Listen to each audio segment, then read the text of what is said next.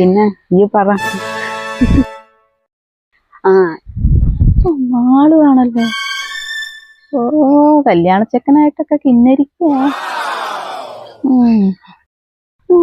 അത്രയൊന്നും വേണ്ട. മാളു, ആ ഞാൻ പിന്നെ വിളിക്കാം. ശരി. എന്താ ചേച്ചി?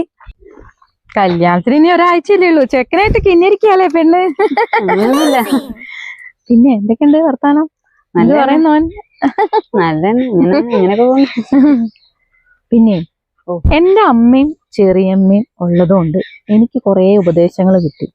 ഇന്നത്തെ തലമുറയ്ക്ക് സത്യം പറയാലോ ഇങ്ങനെ ഒന്ന് ഉപദേശിക്കാനോ കാര്യങ്ങൾ പറഞ്ഞുതരാനോ ആരുമില്ല. അതുകൊണ്ട് ഞാൻ എൻ്റെ ഒരു അനുഭവം വെച്ച് കുറച്ച് കാര്യങ്ങൾ പറഞ്ഞുതരാം. ഇത് ശ്രദ്ധിച്ച് കേട്ടോ. അതായത് നമ്മളിപ്പോൾ കല്യാണം കഴിക്കാൻ പോവുകയാണ്, ഏതോ ഒരു വീട്ടിലേക്ക് കയറി പോവുകയാണ്, ഏതോ ഒരു ചെക്കനാണ്. ഞാൻ പറഞ്ഞു വരുന്നത് എന്താണെന്നറിയോ? ഈ കല്യാണ ചെക്കൻ്റെ, അതായത് നിന്റെ ഭർത്താവിൻ്റെ കല്യാണം കഴിഞ്ഞ് കഴിഞ്ഞാൽ നിന്റെ ഭർത്താവിൻ്റെ ഒരു പിടുത്തം എപ്പോഴും നിന്റെ കയ്യിലുണ്ടാവണം. നമ്മൾ ആദ്യം ആ വീട്ടിൽ കയറി ചെന്ന് കഴിഞ്ഞാൽ ചെയ്യേണ്ടതെന്ന് വെച്ചാൽ ഫോൺ ഒന്ന് മൊത്തത്തിൽ പരിശോധിക്കുക. എല്ലാ പെൺകുട്ടികളായിട്ട് അങ്ങനെ എന്തെങ്കിലും ഉണ്ടോന്ന്. പിന്നെ ചെയ്യേണ്ടത് അവന്റെ പേഴ്സ് ഒന്ന് ചെക്ക് ചെയ്തേക്കുക, വല്ല ഫോട്ടോയോ എന്തെങ്കിലും.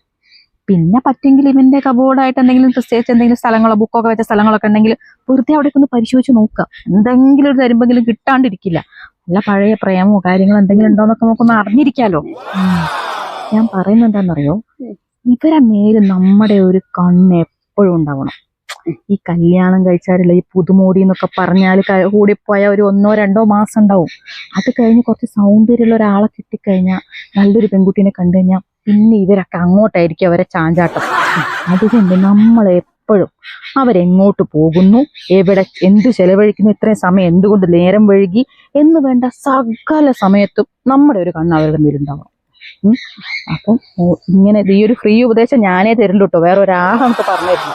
കാരണം എനിക്ക് എൻ്റെ ചെറിയമ്മയും അമ്മയൊക്കെ പറഞ്ഞുതരാനുണ്ടായിരുന്നു. പക്ഷെ ഇപ്പോഴത്തെ തലമുറയ്ക്ക് അങ്ങനെ ആരും പറഞ്ഞുതരാനില്ലല്ലോ. എന്റെ പൊന്ന് വീണേച്ചി, നിങ്ങളെ വട്ടി ലോകത്തുള്ള എല്ലാവർക്കും ഉണ്ട് നിങ്ങൾ വിചാരിക്കരുത് കേട്ടോ. നിങ്ങളെ സുജിത്തേട്ടന്റെ കൈക്ക് തഴമ്പില്ലാത്തതുകൊണ്ട് നിങ്ങളെ ചള്ളക്കൊന്നും കിട്ടിയില്ല. അതുപോലെയല്ല എന്റെ വീണു. ഞങ്ങളെ 5-6 കൊല്ലം പ്രേമിച്ചിട്ട് ഇപ്പൊ കെട്ടുന്നത്. അതുകൊണ്ട് ഓൻ എന്ത് ചെയ്യില്ല എന്നൊക്കെ എനിക്ക് നല്ലോണം അറിയാം. നിങ്ങളെ കുഷ്പു കുഞ്ഞായ്മയൊക്കെ വെച്ച് പോയാണ്. എന്തൊരു അഹങ്കാരം ഈ പെണ്ണിന്. കാണി ഈ തലമുറേന്റെ കുഴപ്പം. ഒരു കാര്യം പറഞ്ഞ മനസ്സിലാവില്ല.